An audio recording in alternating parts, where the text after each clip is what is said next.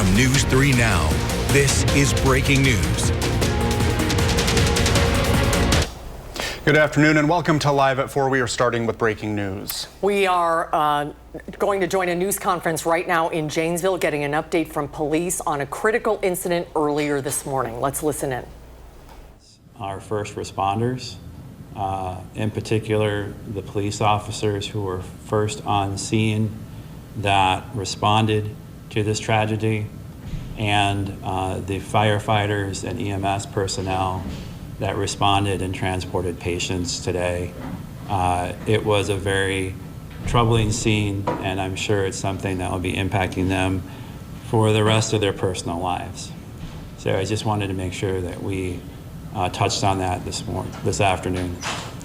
The other thing that I wanted to make sure that I mentioned is that in the light of the recent events that occurred, this particular event is not politically motivated. I just want to make sure that's clear. This is not a politically motivated event. I know there's been lots of discussion about that in the news media recently, in recent events that happened in Minnesota.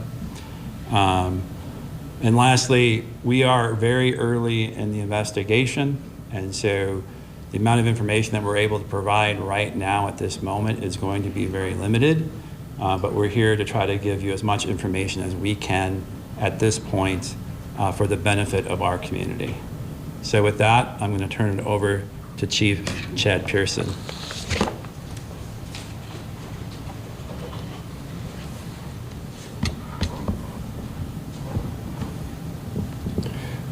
Good afternoon, everyone. I am Janesville Police Chief Chad Pearson. Thank you all for being here today. Before we provide details regarding this ongoing investigation, I want to take a moment to acknowledge the exceptional efforts of all the first responders who were involved in the investigation of this incident. From the moment the call was received, our officers, dispatchers, EMS personnel, and fire personnel responded swiftly and professionally. Their actions were a clear reflection of the training, teamwork, and dedication they bring to this community every day. Scenes like this are never easy, but their calm and focused response ensured the safety of others, preserved critical evidence, and allowed our detectives to begin their work without delay. Their professionalism under pressure reminds us of the importance of the investment we make in preparation and readiness for these types of events. It's because of that training and their unwavering commitment to service that we were able to take immediate and meaningful steps forward in this investigation.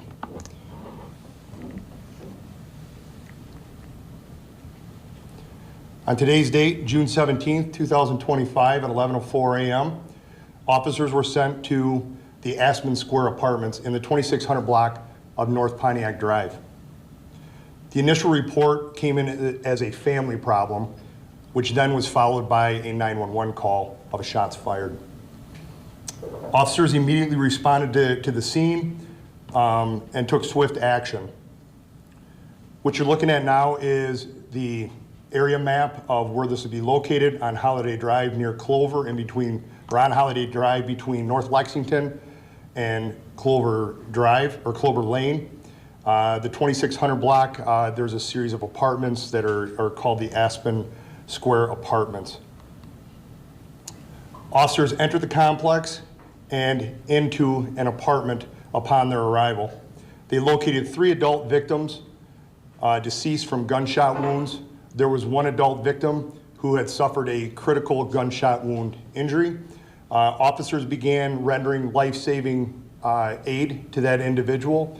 As we were able to secure and provide some level of safety to the scene, we immediately enacted our training through rapid tactical response training with our fire department and had paramedics respond into the scene, not knowing how much danger was there, but in an effort to try to preserve and save this individual's life. With their assistance, we were able to extract that individual and transport them to a local hospital where they are still suffering life-threatening injuries, and there's still work being done in that matter. The investigation status to this point, we've opened up the scene to some traffic flow in the area, which was originally shut down. but there are detectives and investigators still up on scene investigating this matter in furtherance. Like City Manager Lehner had already indicated, it is at this point we're not going to be able to provide exact detail and information due to the fact there's a lot of delicate information that pertains to the individuals who are victims of this matter at this point. The one highlight I do want to express to the community and all those who are listening into this matter is that we can confirm at this point there's no threat to or community safety concerns or threats to the community. That scene is safe, and we're still continuing to investigate the matter. The furtherance of this investigation will be overseen by our investigations Lieutenant Jennifer Seeger. If there are questions, her name and information is here and available for you to be able to contact her directly. Otherwise, I encourage the use of our social media sites. Our Nixle is a ways we're going to give updates. And you can also call Crime Stoppers or the Janesville Police Department at 608-755-3100. In closing, I want to again recognize that incidents like this are not just news stories or case numbers. They are life-altering events. They leave lasting impacts on the victims, loved ones, and those who live and work in the surrounding community, and on every first responder who steps into these difficult situations. To the men and women who responded to this call, thank you. Your dedication, composure, and compassion in the face of tragedy do not go unnoticed. I want to give a special thanks to the officers from the Janesville Police Department who answered the call without hesitation, to the Janesville Fire Department for their critical support, the Wisconsin State Patrol for their assistance, and to the Beloit Police Department for the use of their command trailer, which helped us coordinate effectively on the scene. And last but not least, I want to thank our community and our news organizations for their partnership and continued support. This kind of teamwork and mutual support is what makes our response stronger, and it's what helps us move forward as a community. Thank you again to all who are involved. It is at this time I will let Chief Ryan Murphy step forward with information.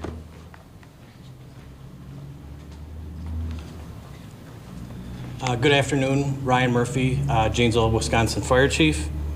On behalf of the men and women of the Janesville Fire Department, I want to express our profound sadness over the events that unfolded on North Pontiac Drive today. Our hearts go out to everyone impacted by this tragedy. I also want to recognize the men and women of the Janesville Fire Department and police departments for their response to this incident. While I'll not repeat what has already been shared by the Janesville Police Department and Chief Pearson, I will provide the account for the Janesville Fire Department response. The Janesville Fire Department, assisted by Lakeside Fire Department and the Town of Beloit Fire Department, along with Mercy Health MD1, responded swiftly to the scene and rendered aid. The Janesville Fire Department responded with 3 fire apparatus, 2 ambulances, and 3 chiefs. Under the guidance of law enforcement escorts, our responders entered the building at 11:21. The Janesville Fire Department personnel treated 1 patient who was transported to Mercy Hospital in Janesville. At this time, That is a live news conference in Janesville where authorities are confirming 3 adults are dead in that apartment shooting. 1 adult is in the hospital with life-threatening injuries, and this investigation continues. Janesville Police Chief Chad Pearson said police got the call at 11:05 this morning at the Aspen Square Apartments. For those of you who know Janesville, that's just south of 14 over by the McDonald's, for reports of a family problem. And then later reports of shots fired. And the Janesville City Manager, Kevin Lehner, interestingly enough, made a point to say this was not politically motivated. Right. The events of this week in Minnesota sort of had that at top of mind. Yeah, they wanted to clear that up right away. They are not providing exact details yet, but we will continue to follow this. Right now, our Maddie Heimsch is live at the scene with a recap of what's going on. Maddie? I'm at those Aspen Square apartments on the corner here of North Pontiac Drive and Holiday Drive in Janesville, where, like we just heard, an incident left 3 people dead and 1 in the hospital with life-threatening injuries. Now, family members of a victim have been here on scene for most of the day as police and investigators have been here. We just saw moments ago one officer speaking with those family members on what is, of course, a very emotional day with, up until this point, very few answers. I also spoke with several neighbors today. They all tell me this neighborhood to them has felt very safe for the entirety of the time that they've lived here. They said the heavy police presence here earlier today was something they've never seen before. I seen a police officer, and I didn't know it was a police officer right away till I seen him putting crime tape up. And then I'm going, oh, what's going on? That's pretty close to home, you know? Yeah, very quiet. It's never had any trouble here at all. Now, we saw the medical examiner arrive here on scene just about 20 minutes ago, and throughout the afternoon, we've also seen at least 3 cars be towed out of the apartment complex lot here behind me. So we'll have more details from the scene here in our next half hour and on News 3 Now at 5 and 6. For now, reporting in Janesville, I'm Maddie Heimsch, News 3 Now. Maddie, thank you, and we will continue to check in with you throughout our newscast today. There is more breaking news this afternoon. We have an update on the hazmat investigation on North Spooner Street and Van Nuys Avenue. We've learned the owner of the home the Department of Justice is investigating today is in jail. Paul Dustin Van Dyne is facing charges for first-degree homicide and stalking. He has not been officially charged, and it's not clear whether the charges are related to the DOJ's investigation. Joining us now with what that investigation looks like, News 3 Now's Ellie LaLiberte. Ellie? Brady, Susan, this investigation still very much ongoing. We do have it confirmed that this incident is connected to the hazmat situation on West Skyline Drive from yesterday. Now, officials say there is no threat to the public. However, we were asked to move from about a block closer to where we are now because officials are performing what they're calling an emergency decontamination, essentially hosing someone down in the street because of, quote, an abundance of caution. Now, we've been here since about 1 p.m. and since that time, crews have left and come back to the scene. I was able to get a look at the house they were investigating. Now, we don't know what they were looking for quite yet. The house is still surrounded by police tape, and it has a moving pod out front that is also being searched. Now, neighbors who live across the street from the home say that the whole neighborhood is shocked. Eventually, I was watching with my roommate through our windows to our house here, and the decon truck came up, and they were got to a point where they got everybody dressed in like essentially hazmat, more or less, and then went up to the building and executed what was a search warrant. It looked like. Now, this is a multi-jurisdictional investigation. The Department of Justice is working with Madison Police and Fire, as well as the Middleton Police Department. Of course, we will continue to keep you updated both on air and online as we learn more. But for now, reporting live in Madison, Ellie LaLiberte, News 3 Now. Thank you, Ellie. We will continue to provide updates on all these stories and other breaking news on channel3000.com, and you can receive updates directly to your phone as soon as we have them with the free Channel 3000 mobile app. Let's get a check on the weather now. It is a warm day out there. Jacob Montesano is watching the weather. He's out on the weather patio. Jacob? Yeah, definitely very warm, and you can feel the humidity out here. Still seeing plenty of sunshine, not any rain on radar yet, but we are expecting some of those showers and thunderstorms to move in over the next couple of hours, and some of those storms could be on the stronger side. For tonight, there is a marginal risk for just about everybody. The far northern portion of our area, unlikely to see that severe weather. But as we take a look at future track, we'll see them start to develop around 5 to 6 p.m., but more likely we'll see rain a little bit later into the evening and into the early overnight hours, as those scattered showers and thunderstorms going to continue to increase throughout the night. So we likely will see a few breaks in the rain, but once we get towards tomorrow, we're going to see even more showers and thunderstorms develop, where we still have the alert day in the forecast for the heavy rain. Now, talking about the temperatures, 84 right now in Madison. How about middle to lower 90s in southeastern Wisconsin? Very warm further east, and the dew points are also fairly high, up in the 60s. Like I mentioned, you can kind of feel the humidity out here. Now, temperatures are going to remain mild throughout the overnight hours. Lows are only going to drop into the middle and upper 60s. And we are expecting quite a bit of rain to start moving into our area tonight and continuing for your Wednesday. So I'll track more of that, and I'll also track an even hotter weekend up ahead. All those details will be a bit later. Thank you, Jacob. Next on Live at 4, Iran and Israel trade strikes for a 5th day in a row. The drastic move President Trump is considering in response. In another developing story today, President Trump is threatening Iran's supreme leader and reportedly considering joining Israel in its strikes. The two countries are trading deadly strikes for a 5th day. Fighting began last week after Israel launched attacks on Iran, claiming the country was racing toward a nuclear weapon. But the U.S. says Iran was years away from completing it. So far, the strikes have killed more than 200 Iranians and about 24 Israelis. The conflict is having an effect on Wall Street stocks, slumping under the weight of a jump in oil prices. The Dow dropped nearly 300 points. The Nasdaq is down 180. The S&P 500 is down 50.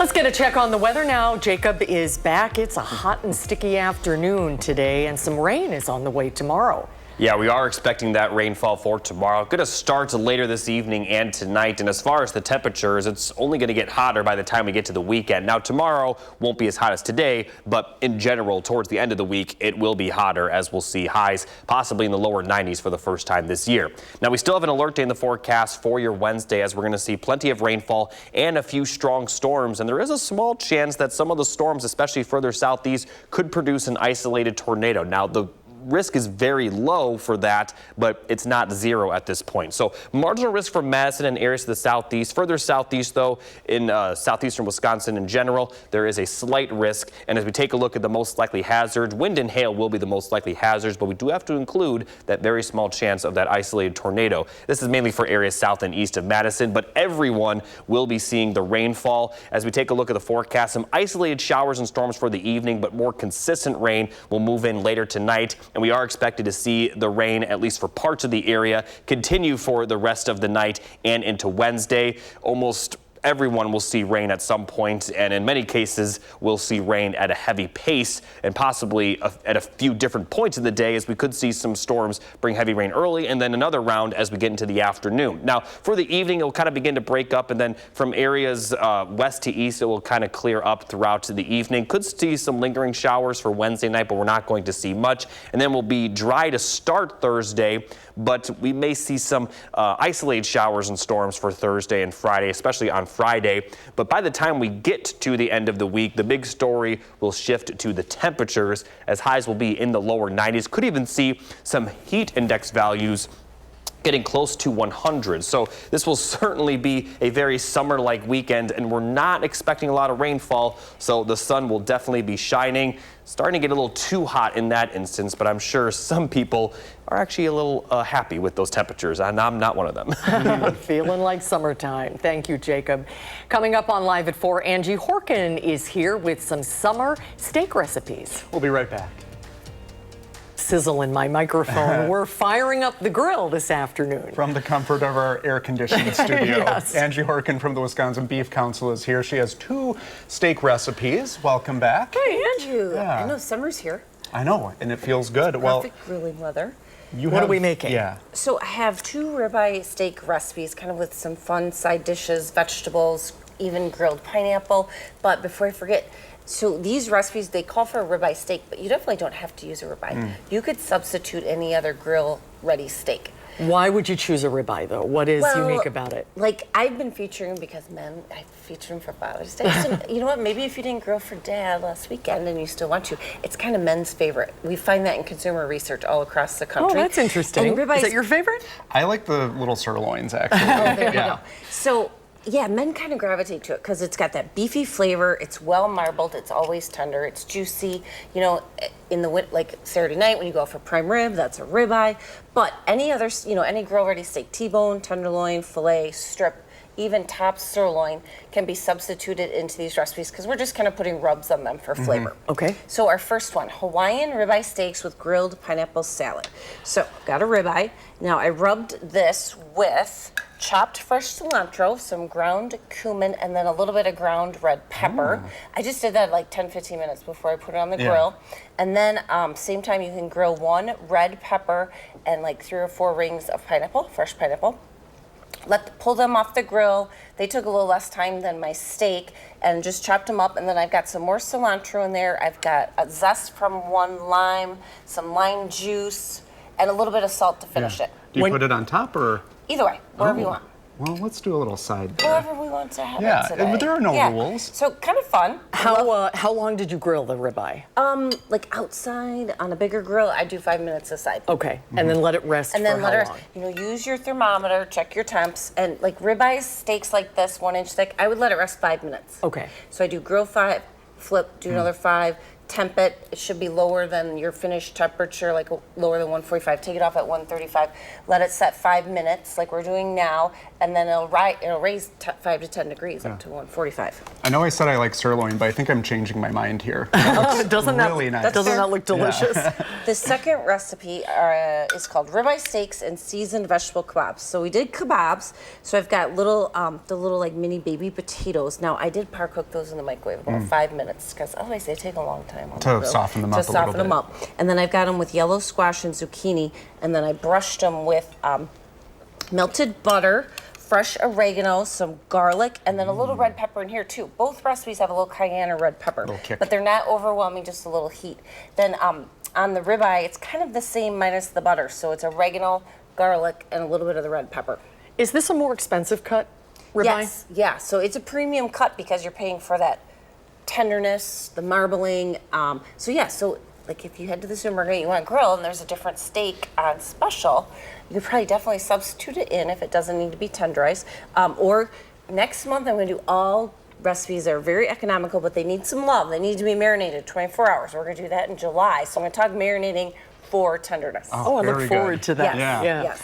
Real quick, where can, go ahead. Beeftips.com is the website. Click right on As Seen on TV. You'll find these recipes, plus I've got 3 other ribeye recipes that you can substitute in any steak.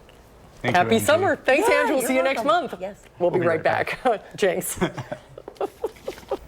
We're continuing our coverage today of a shooting in Janesville that happened this morning. Authorities have confirmed 3 people are dead and 1 person is in the hospital. We have crews over in Janesville now. Kyle Pazorski joins us with the update we got from police outside of Firehouse 1. And our Maddie Heimsch is on the scene with community reaction. Let's begin with what happened today. Kyle? Yeah, good afternoon, guys. Like you said, we're just wrapping up that press conference within the last 30 minutes here at the Janesville Firehouse number 1. Gonna kind of wrap up what we heard at this press conference. Really, what they told us that was around 10:45, there were some gunshots reported coming from the Aspen apartment complex, like we've been covering all day long. Then it was around 12:25, we really got the all clear that the immediate area surrounding the apartment was clear. There was no hazard to any of the residents in the area. Now, we did arrive, as you saw earlier in our previous coverage, that we arrived to the scene to see really just a load of law enforcement and EMS really just coming in from around the county. They touched on that during this press conference. The folks from the city of Janesville really going along with the police and fire departments providing remarks, really trying to emphasize that in the wake of the Minneapolis-St. Paul shooting, that this was not a politically motivated event, but they were called for an initial report of a family problem at the apartment complex, which was followed up by 911 call for a shots fired. We are very early on in this investigation. Like they mentioned in the press conference, we heard from Police Chief Chad Pearson. He did provide, however, these striking remarks. Officers entered the complex and into an apartment upon their arrival. They located 3 adult victims deceased from gunshot wounds. There was 1 adult victim who had suffered a critical gunshot wound injury. Now, that injured victim was later transferred to Mercy Health of Janesville, and the police chief, Chad Pearson, again saying they are still suffering some life-threatening injuries. In the investigation status at this point, they say the streets in the area are back open for people to traverse. But again, really just a striking scene. We're going to go out to Maddie Heimsch, who is there live at the Aspen Apartments with more reaction from neighbors. Maddie? Like you said, Kyle, here at the Aspen Square Apartments in Janesville, where that incident left 3 people dead and 1 person in the hospital with life-threatening injuries in what police say started as a, quote, a call for a, quote, family issue that then turned into a 911 call for shots fired. And neighbors I spoke to here before that news conference that confirmed that it was a family issue said they hoped that it was a domestic issue. They said it's generally a very safe place to live and that a lot of families and kids do live in the neighborhood. It's very safe. I've been here over 10 years and nothing has ever happened like this before. I feel safe here, and I'm in my 80s, so I think that's good for people.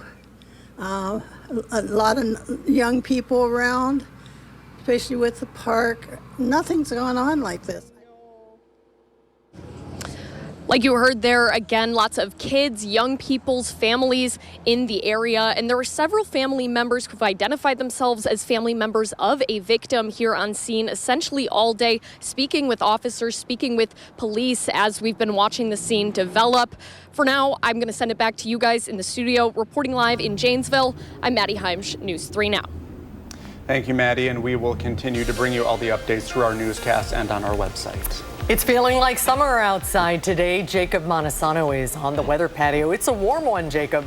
Yeah, but if you think it's warm now, just wait until the weekend. Now, before we get there, we are going to see a lot of rainfall. Not seeing any of it right now. Some light showers are impacting areas just to the west of us, but you can see further south all that rain that is kind of slowly tracking its way into southern Wisconsin. But we also will see some other showers and storms form around our area, and there is a marginal risk for severe weather this evening and later tonight. So looking at the forecast, we'll start to see it pop up around 6 p.m., but likely not enter the majority of our area until a little bit later, kind of after sunset. And some of these showers and storms, like I mentioned, could be on the stronger side, but will likely produce heavy rain. Early tonight, some areas may miss out on the rain, especially places to the north, but once we get later tonight and into Wednesday, we'll see widespread rain for just about everybody. Now, looking at those temperatures, some areas are in the lower 90s. How about 90 degrees in Janesville, middle to lower 90s in southeastern Wisconsin. And although the heat index values aren't too much higher than the actual temperatures, they are a little bit at least. Some areas seeing the heat index values in the lower 90s, where the actual temperature is in the 80s. So you can start to see those heat index values kind of beginning to make their way into our region. And there's certainly going to be a story over the weekend where we could see heat index values a lot higher than what they are right now. So for tonight, we're going to see mild lows dropping only into the middle and upper 60s, but we are going to see a good amount of rainfall tonight and tomorrow. I'll track all that rainfall, though, coming up a bit later. Thank you, Jacob. And you can track these storms for yourself and receive updates from the News 3 Now weather team with the First Warn Weather app. It's free in the App Store. Just search WISC Weather. Right now, people in Madison's 1st District are voting in a special election for a seat on the Dane County Board. Law Office Manager Adrian Lamprun is running against Legislative Assistant Colin Baruchik. Lamprun has worked on local campaigns in Madison and serves as a union steward. Baruchik works for a Democratic state senator and serves as the vice chair of the Democratic Party of Dane County. Both of them are running to replace Elizabeth Doyle, who stepped down because she said she could no longer afford to live in the area. And whoever wins tonight will be our guest tomorrow here on Live at 4. The legislature's budget writing committee met again today to continue approving budgets for Wisconsin state agencies. But the budget for the university system, slated to be debated today, got pushed back to a later date, likely due to disagreements within the Republican Party. But lawmakers did approve the budget for Wisconsin's district attorneys, including adding prosecutor positions in Dane, Grant, and Crawford counties. We are making significant investments in ADA positions, 42 new ADA positions. It's going to take us to 80% of the staffing that's required in the staffing study that the DAs have done. And that's going to do a lot to help fight crime and make our communities safer. And that's certainly been a top priority for both of our caucuses. The committee also approved the budget for the state's prison system. Coming up on Live at 4, what happens when human doctors and veterinarians team up to save a life? Well, you're about to find out. We're checking in on Pepper, a story you may recall we've been following, a beloved family dog getting a second chance. Many of our pets are just like family to us, and that sentiment never felt more real when one Fitchburg family's dog needed an emergency surgery. News 3 Now's Jalen Banks caught up with Pepper, a 3-year-old pup, and her family on the surgery and her recovery. A week ago, I brought you the story of a team of vets that teamed up with the human urologist to save the life of a local dog named Pepper. Now I get to catch up with Pepper and her family on her recovery.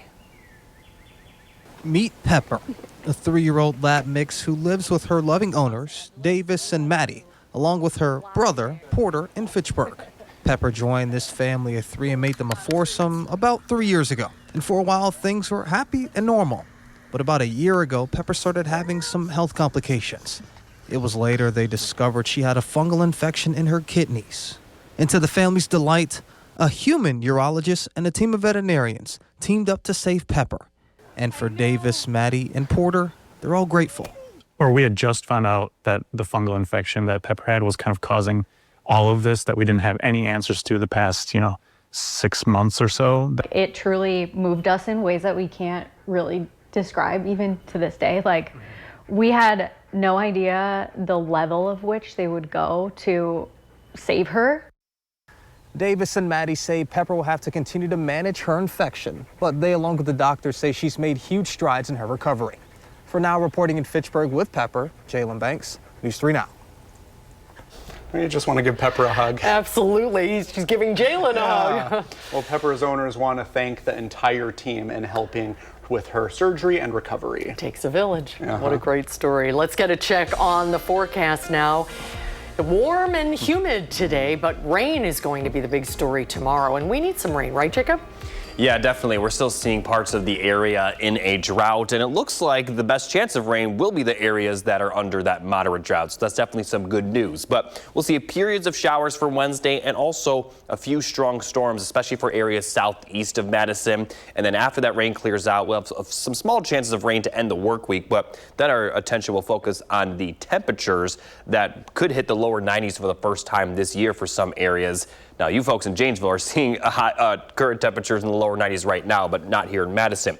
Now, for tomorrow, we still have that alert day in the forecast due to the heavy rain and the possibility of a few strong storms. Looking at the severe weather outlook, Madison is under that marginal risk, slight risk, though, in southeastern Wisconsin. And there is a very small chance of an isolated tornado, but not a 0% chance, so we have to include that. The most likely hazards, though, will be strong winds and some minor hail. So let's take a look at the rainfall forecast. For this evening, we'll see some pop-up showers and storms, especially for areas near the Illinois border. But as we get later in the night, we'll see more consistent rain move into the area, and then we're going to see that consistent rain continue for a good chunk of Wednesday. Not every location will see rain all day, but many locations will see rain for a lot of the day, and we could even see some pockets of heavy rain throughout. Now, once we get to the evening, it'll be a little bit more broken up, but still going to linger into the overnight hours for some areas, and then by Thursday morning, it does look to kind of clear out of the region.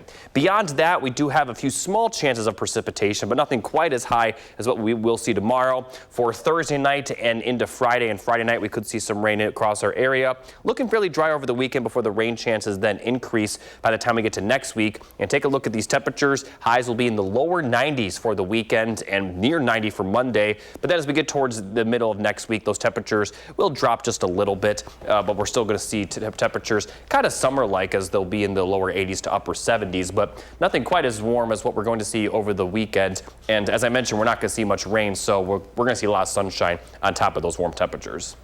Thank you, Jacob. Coming up on Live at 4, we all know teenagers need a lot of sleep. Yep, but a new study shows lack of sleep could actually alter a teen's brain. We'll talk about it with UW Health's Dr. Jeff Potoff when we come back. We all know the importance of getting a good night's sleep. We talk about it a lot, and a new study shows lack of sleep can actually alter a teenager's brain. And prenatal exposure to those forever chemicals known as PFAS are linked to high blood pressure in kids. UW Health's Dr. Jeff Potoff is here to talk about both of these topics. Hello. Hey, guys. Yeah, so researchers are finding teens who went to bed earlier, slept longer, were sharper. Yeah, essentially that's what this is saying. So what they did is they looked at 2,800 teenagers and they gave them like a Fitbit, like a watch to like monitor their sleep. And what they were looking at is for those kids who went to bed earlier, slept longer, they looked at a particular interconnected part of the brain called the default mode network. And what they found is those kids who didn't get a whole lot of sleep or had fractured sleep, those parts weren't as connected as we'd want them to be. There's other literature that suggests that if those areas aren't connected, it could increase risk for mental health conditions, depression, schizophrenia, ADHD. Then when they did, MRIs and psychological testing, talked to parents, they found out these kids did sometimes have, more behavioral issues or mental health problems. That's interesting. Do teenagers need more sleep than the regular 8 hours? Typically, yeah. So like the best evidence we have right now, adults, 7 hours a night on the light side, but more likely 8. Our kids, anywhere from, 9 to 10 hours of sleep per night, which is hard to get. We're all so busy. And now that school's out, everybody's up. Everybody's staying up late. Staying up late, but sleeping until noon too, right? Yeah. Memories. No, I want to know, and it can be challenging too for the kids and teens who are in sports. During the school year, they go to school, they go to sports, they have homework. How can you even get to bed early? Yeah, I think, I don't want to say, take your kids out of all these things because there's benefits to being in sports and things like that. But I think moderation, if you have a late night once a week, maybe that's okay. But try to, over the average, make sure your kids are getting plenty of sleep. It's probably pretty important. That's your best guidance for parents. Tough with teenagers. It is tough. That's the thing, right? But as much as you can. All right, let's talk about this other very interesting study about PFAS. Those are those forever chemicals that don't break down. They're in the water supply. They come from firefighting foam and landfills and things like that. And this is very interesting. They found that if you're exposed to PFAS when you're pregnant, it is linked to high blood pressure in children. That's not something you would think children would ever be affected by. No, I mean, this is super interesting. So study out of Boston, they looked at 1,100 pregnant women from a long time ago, and they assessed what were their PFAS levels during the time of pregnancy. And those women who had twice the level of PFAS in their system compared to baseline, they then followed their kids that were born for the next 18 years. And at 18 years out, those kids who had mothers who had those elevated PFAS levels, 17% more likely to have hypertension. So just another thing, like as we study these chemicals, we find more and more like not great things about them, and then they don't go away. They're like everywhere in the environment. For some of these, if you get them in your system, it can take 30 to 40 years before they're out of your system. So they're there for the long haul. That's really scary to think about. And like you both said, they're in everything. Is it even possible to be mindful about choosing products without them? I think it's hard to go about and say, hey, I'm not going to be exposed to any PFAS. I think what we need to do though is say, like, you know what, if these things are looking like they're not that great and they're everywhere, like what do we need to do to try to eliminate them now? And maybe that doesn't help me and you as much, but maybe our kids or our kids' kids won't have this exposure. Cookware can be a big... Teflon is kind of like the poster child for it. I mean, a great product, right? Like your eggs don't stick to your pan, but original Teflon did have high levels of PFAS. Very interesting studies. Yeah. Pretty interesting. Yeah, good to see you, Dr. Puddle. Thanks. We'll be right back. I want to let you know the Brewers are back on TVW tonight to open a 3-game series against the Chicago Cubs. The Crew sit 5.5 games, 5.5 games behind their arch rivals to the south. Some wins at Wrigley Field would go a long way in building momentum with the All-Star break less than a month away. Break less than a month away. I'll get it eventually. Scheduled to start for Milwaukee, right-hander Chad Patrick. This will be his first ever game against the Cubs, who have Ben Brown as a starter tonight. That game starts at 7:05. I'm actually quite impressed with your baseball knowledge. Well done. When I get my sleep, I do pretty well. Yes. Some rain tomorrow is on the way, but it's going to be warm tonight. Yeah, we're going to see low temperatures, barely get into the 60s. Middle to upper 60s will be the forecasted lows, and then we're going to see rain later tonight and tomorrow, but even warmer for the weekend. Highs in the 90s, but how about lows in the middle 70s over the weekends? We'll be right back. Thanks, Jacob. Tomorrow on Live at 4, we'll be speaking with the next Dane County Board Supervisor for District 1 following the results of a special election today. Whoever wins tonight will join us tomorrow. And straight ahead tonight at 5, we continue our breaking news coverage of a hazmat investigation in Madison and a shooting in Janesville. Thanks for watching Live at 4 today, everybody. We hope to see you back here tomorrow. You can always follow us 24/7 streaming on Channel 3000+. News Free Now at 5 starts right now.